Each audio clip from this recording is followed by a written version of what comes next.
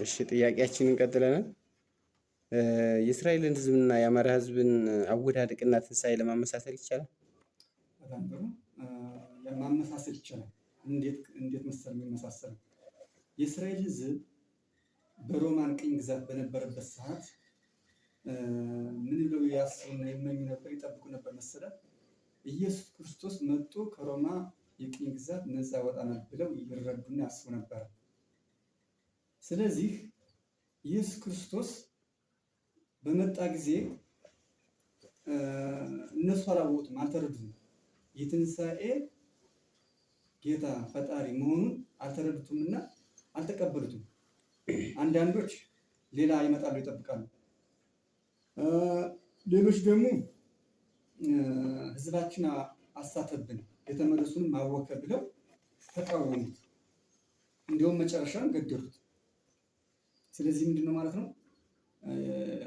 የአይሁድ ካህናት አለቆች የሚባሉት ወይም ሰዱቃውያን የሚባሉት እና ደግሞ የአይሁድ መምህራን የሚባሉት ብዙ ጊዜ በምኩራብ በህብረተሰቡ ዘንድ በምኩራብ እየተገኙ የሚያስተምሩት ፈሪሳውያን ይባላሉ። በቤተ መቅደሱ በሰሎሞን ቤተ መቅደስ ተገኝቶ ቁርባንና ስርዓት የሚፈጽሙት ደግሞ የካህናት አለቆች ይባላሉ። እነ ቀያፋ ለምሳሌ። መምህራን ከሚባሉት የፈሪሳውያን የአይሁድ ፈሪሳውያን ውስጥ ደግሞ ማን ይባላል? ለምሳሌ አንዱ ኒቆዲሞስ ይባላል። እሱም መምህር ነው። እነዚህ አዋቂዎችና ምሁራን የሚባሉት ፈሪሳውያን ይባላሉ። እና እነሱ ሁሉም ሁለቱም ሰዱቃውያንም ፈሪሳውያንም ኢየሱስ ክርስቶስን ተቃወሙት። ግን የድህነት የትንሣኤ ፈጣሪ ኢየሱስ ክርስቶስ መሆኑን አላወቁም ነበር። መጨረሻ ምን ሆኑ ማለት ነው?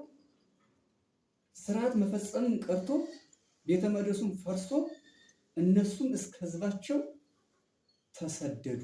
ሰዱቃውያንም እስከ መጨረሻው ጠፉ። ከዛ በኋላ ፈሪሳውያን የሚባሉት ከስደት በኋላ 2000 ዓመት ተሰደው ተበትነው ከስደት በኋላ እንደገና ደግሞ በቅርብ ሰዓት የዛሬ 70 ዓመት አካባቢ መጠው ተሰብስበው ሀገር መስርተው አሁን እየታገዱ ነው። ህዝባቸውንም የህዝባቸውን ተቋም እምነታቸውንም አስጠብቀው እየታገዱ ነው። እና አሁን ወደ አማራ ህዝብ ስንመጣ የአማራ ህዝብ ብዙ ትግሎችን ብዙ ለውጦችን አካሂዷል። በተለይ ከ1960ዎቹ ወዲህ ጀምሮ ኃይለሥላሴን ለማስወገድ አማራ ህዝብ ተሳትፏል። ደርግን ለማስወገድ ተሳትፏል። ኢህአዴግን ለማስወገድ ተሳትፏል። እና ያ ሁሉ ከንቱ ኪሳራ ነበር። ለምን? ጠላትና ወገን አልተለየም ነበር። ማን ነው ጠላት ማን ነው ወገን አይታወቅም ነበር። ስለዚህ አሁን ላይ ግና ምንድነው ለአማራ ህዝብ ትክክለኛው የትንሣኤ የመድኃኒት መርከብ አሁን የፋኖ ትግል ተጀመረ ትግል። ስለዚህ አሁን ምንድነው ይህንን የፋኖ ትግል ወይም የትንሣኤ መርከብ እንደመደገፍ ወይም ደግሞ ወደ መርከብ በመምጣት በመግባት በመሰባሰብ እንደማጠናከር እና የሚገባውን ሁሉ ጠጠር እየወረወረ ሚናውን እንደመጫወት ምን ይላሉ የሃይማኖት አባቶች? ስለ ሰላም ይሰብካሉ። ሰላም ነው የምንፈልግ ይላሉ። ሰላም ግን ከራቀ ቆይቷል። ሰላም መራቁ ምልክቱ ደግሞ ምንድነው? ካህናት የተቀደሰ ቦታ ውስጥ ስርዓት የሚፈጽሙ ካህናት ሳይቀር ቤተ መቅደስ ይሞታሉ። በጣም አንዲት ምሳሌ መጥቀስ ይቻላል። በዝቋላ ገዳም ቤተ መቅደስ ገብቶ አባ ገዳ የሚመራው ቡድን ገዳይ ቡድን ቄሮ ሸኔ የሚባል ኦነግ የሚባል ቡድን ገብቶ ይገላል። ቤተ መቅደስ ነው የተከበረ ቦታ። ስለዚህ የሃይማኖት መሪዎች ምንድነው አሁን ምንድነው ማድረግ ያለባቸው? ስለ ሰላም አይደለም አሁን የሚሰሩ። አሁን የሰላም ጊዜ አይደለም። አሁን የትንሣኤ መርከብ ተጀምሯል። አሁን ጊዜው የጦርነት ነው። ስለ ሰላም መስበኩን ይተውትና እንደ እስራኤል ህዝብ ከመበተናቸው በፊት ቤተ መቅደሳቸውም ፈርሶ ተቃጥሎ የሚያስተዳድሩትን ህዝብና የሚያሰሙትን ህዝብ ከማስተዳደራቸው ወይም ከመጥፋታቸው በፊት ምንድነው ማድረግ ያለባቸው? ይህንን ትግል መደገፍ ያለባቸው።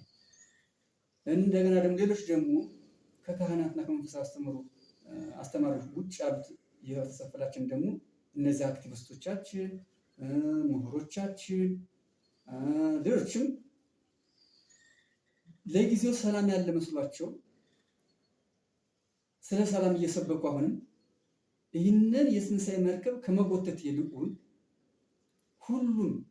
ሁሉም አውቆ ተረድቶ የአሁኑ የአማራ ትግል ልዩ ነው። ብቸኛ በኢትዮጵያ ውስጥ ኢትዮጵያን ከመፍረስ የሚገላግል ወይም ደግሞ የሚያድን ብቸኛ የትግል የትንሣኤ የድህነት መርከብ ፋኖ መሆኑን አውቆ ሁሉም የፋኖን ትግል በቀጥታ የሚሆን በተዘዋዋሪ መደገፍ ነው ያለባቸው። ስለዚህ ወደ ጥያቄ ስመጣ የአማራን ህዝብና የእስራኤልን ህዝብ ውድቀት ያመሳስላል ወይ ያልኩትም በዚህ ምክንያት ነው። ትንሣኤውን ልክ የእስራኤልን ትንሣኤ የጀመረውና ያበሰረው ቤንጉሪዮን የተባለ ሰው እንደሆነ ሁሉ አሁንም ደግሞ የአማራን ህዝብ ትንሣኤ የጀመሩት ወንድሞቻችን እነ አርበኛ ዘመነ ካሴ፣ እነ አርበኛ መከተው፣ እነ አርበኛ ዋርካው ወዳጄ እንዲሁ በጎንደር ያሉት ሁሉንም እነሱ ጀምረውታል። እነሱ ከጀመሩት ደግሞ ሁላችንም እኛም ደግሞ እየተቀባበልን ዳር ማድረስ ያለብን እንጂ እንደ እስራኤል ህዝብ ተሰደን ቤተ መቅደሱን ተቃጥሎ ህዝባችን ተበትኖ ለታሪክ እንዲወራልን እስከሚወራልን ድረስ መጠበቅ የለብንም። ጥሩ። የገዳ መሪዎች አሁናዊ የማታገያ ስልታቸው ኩሽ የሚል ማታገያ ስልት ጀምረዋል። ለምንድን ነው ይህንን የማታገያ ስልት የወረራ አዲስ መንግስትና ህዝብን ግዛት ለመመስረት ይህንን ኩሽ የሚለውን ቃል ለምንድን ነው መጠቀም የጀመሩት?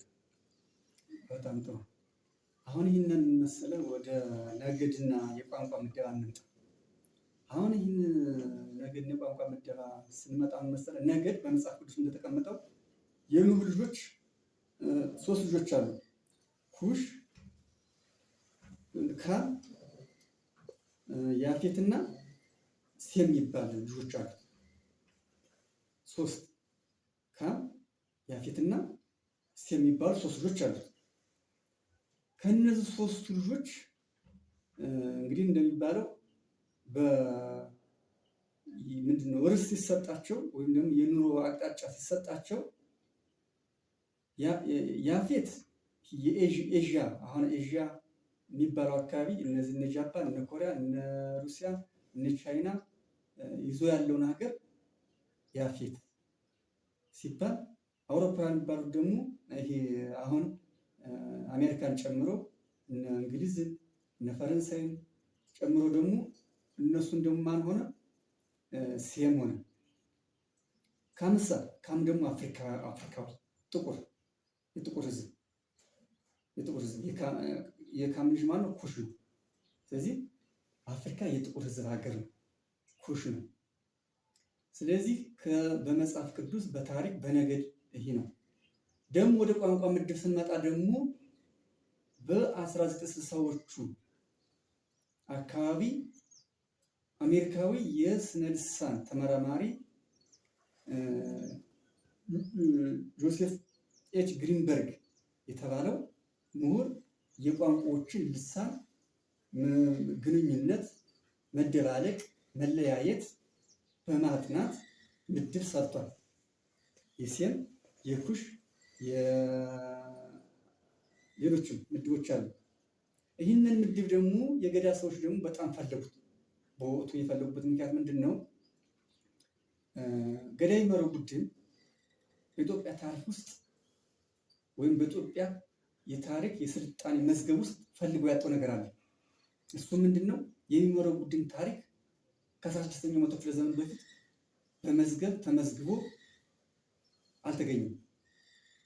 ስለዚህ ምንድን ነው ማድረግ ያለባቸው እነሱ?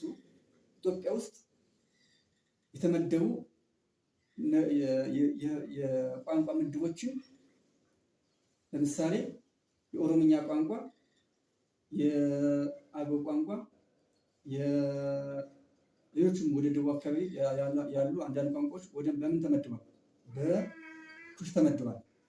እንደጋ ደግሞ የአማርኛ ቋንቋ፣ የትግርኛ ቋንቋ፣ የጉራጌ ደግሞ በሴም ተመድቧል።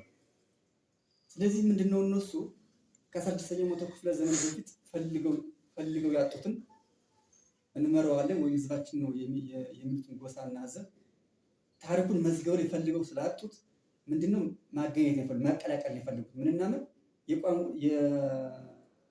የነገድ የህዝቦችን የነገድ ምድብና የቋንቋ የጥናት ምድብን መቀላቀልና ማደናገር ነው የፈለጉት ህዝባችን።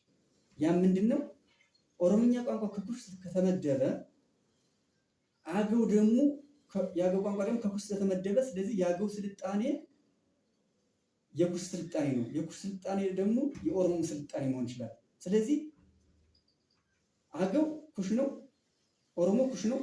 ስለዚህ አገው ኦሮሞ ነው። ስለዚህ ኦሮሞ የሚሉት ስለዚህ ምንድነው ብለው ደመደሙ ማለት ነው። ታሪኩ እዚህ በኢትዮጵያ ታሪክ ውስጥ ከላሊበላ ዘመን አንስቶ ነበረ የሚል ድምዳሜ ነው ወሰዱ። ከዛ በኋላ ይቀጥሉበታል ደግሞ። ስለዚህ ኩሽ ማለት ኦሮሞ ነው፣ ኦሮሞ ማለት ኩሽ ነው ብለው ደመደሙና ከዛስ ስለዚህ ኢትዮጵያ የኩሽ ሀገር ናት። ሴም የተባሉት ደግሞ አማራና ትግሬ ደግሞ ሀገራቸው የመን ነው፣ እዛ ነጭ ናቸው በሚል ድምዳሜ ህዝባችን ጭራሽ ታሪኩን ሰርዘው ማንነቱን ሰርዘው ሀገር አልባ ለማድረግ ከፍተኛ ስራ ዘመቻ ከፍተዋል። ግን እውነታው ግና አፍሪካ ውስጥ የጥቁር ህዝብ ብቻ መኖሪያ ነው። ነጭ የሚባል ህዝብ የለም። ሴም ማለት ነጭ ህዝብ ነው።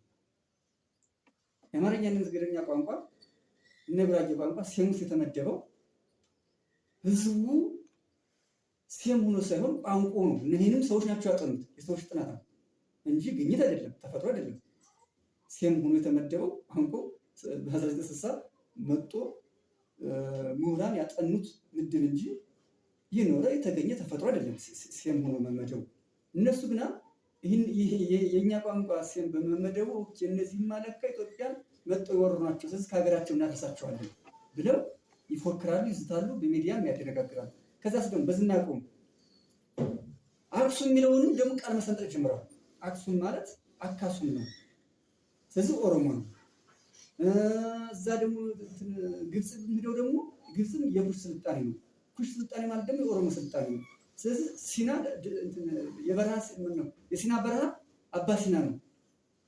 አየው ቃል መሰንጠቅና ማመሳሰል ጀምረዋል። እውነታው ግን ይሄ አይደለም። እውነታው ምንድነው? የአንድ ህዝብ ታሪክ ስልጣኔ የሚገኘው በመዝገብ ተመዝግቦ። ለምሳሌ የአማራን ህዝብ ታሪክና ስልጣኔ፣ የትግራይ ህዝብ ታሪክና ስልጣኔ፣ የጉራጌን፣ የጋሞን፣ የከፋን የታሪክ ህዝብ ታሪክና ስልጣኔ ልፈልጋል ተመዝግቧል። ከአክሱም ዘመን መንግስት አንስቶ እነዚህ ህዝቦች የአክሱም ነገስታት ያስተዳደሩት፣ የላሊበላ ነገስታት ያስተዳደሩት፣ የሸዋ ነገስታት ያስተዳደሩት ህዝብ ናቸው። መዝገባቸውና ታሪካቸውን ሲፈልጉ ከዛ መዝገብ ነው የሚሄዱት። እነሱ ግና መዝገብ ፈልገው ሲያወጡ እየተማመሳሰል የገቡት የህዝቦችን ነገድ ምድብና የቋንቋ ምድብ ነው ማደባለቅና መቀላቀል የገቡት። ይህን ያልተማረ ምንድን ነው ይሄ ያልገባውና ያላወቀውን ህዝባችን ለማደናገር ሚዲያውን አጫንቆት ነው ያለው በዚህ።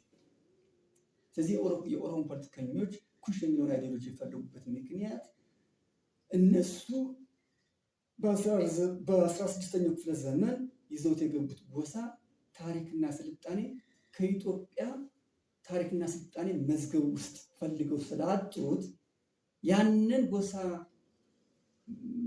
የዛንን ጎሳ ታሪክና ስልጣኔ መሬት ውስጥ ለማሳስ ሲባል ነው ኩሽ የሚለውን የፈለጉትና ኩሽን ደግሞ ከአገው ጋር ወስደው የሚያገናኙ። አገው ደግሞ የአክሱም ልጆች ህዝብ ነው። የላሊበላ ገዢዎች ህዝቦች ልጅ ነው። የሸዋ ንጉሶች ልጅ ነው። ወጉም ባህሉም ስልጣኔውም የጽሁፉን የሚጠቀመው የጽሁፉን አንድ ነው። ከትግራይ ህዝብ፣ ከአማራ ህዝብ፣ ከጉራጌ ህዝብ አይለይም።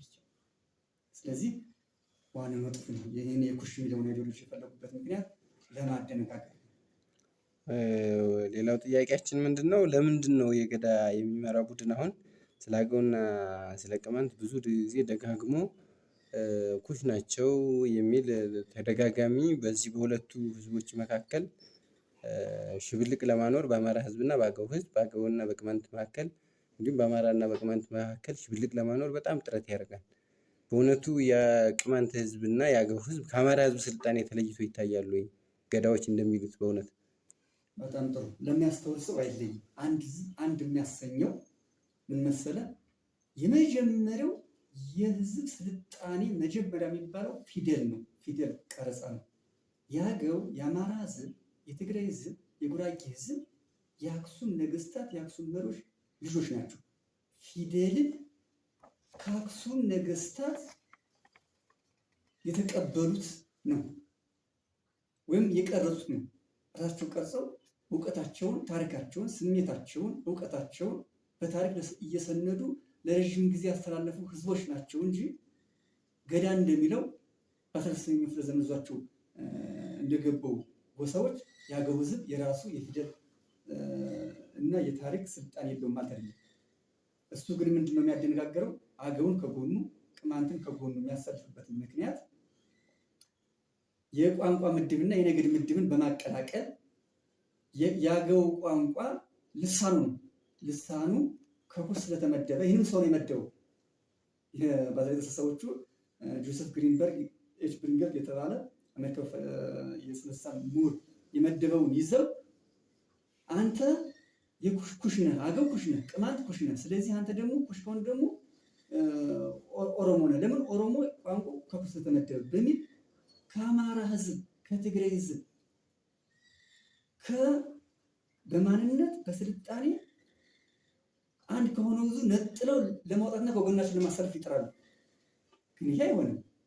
ለምን? የአንድ ህዝብ ታሪክና ስልጣኔ አንድነት የሚቀደውና የሚመሳከረው ከመዝገብ ነው እንጂ ዝም ብሎ ቋንቋው ወይም ስልጣኔው የኔ ይመስላል ብሎ ሄዶ ማመሳሰል ይቻላል። ለምሳሌ እናንሳ። ለምሳሌ የአማራ እና የትግረኛ ቋንቋ ከሴም ተመድቧል። ለምሳሌ ከሴም የተመደበ የአሁኑ የባቢሎን የአሁኑ ኢራቅ ህዝብ የመጀመሪያው ባቢሎን ህዝብ አኬድኛ ነው ቋንቋ። አኬድኛ ከሴም ነው የተመደበ ቋንቋ።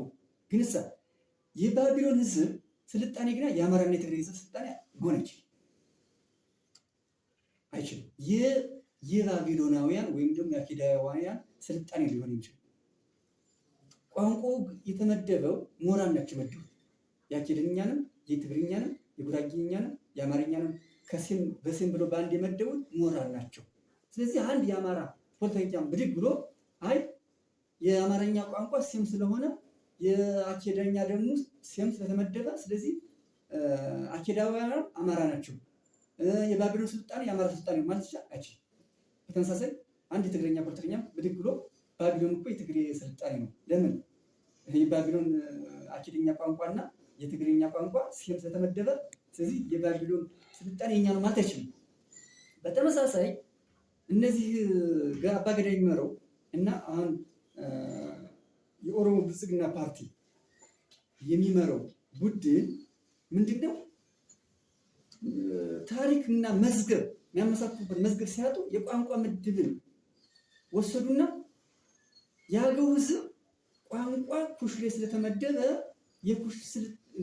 የኩሽ ስልጣኔ የኦሮሞ ስልጣኔ ነው። ለምን? የኦሮሞ ቋንቋ ኩሽ ላይ ስለተመደበ ብለው ደምድመዋል። በቃ ዘግተዋል።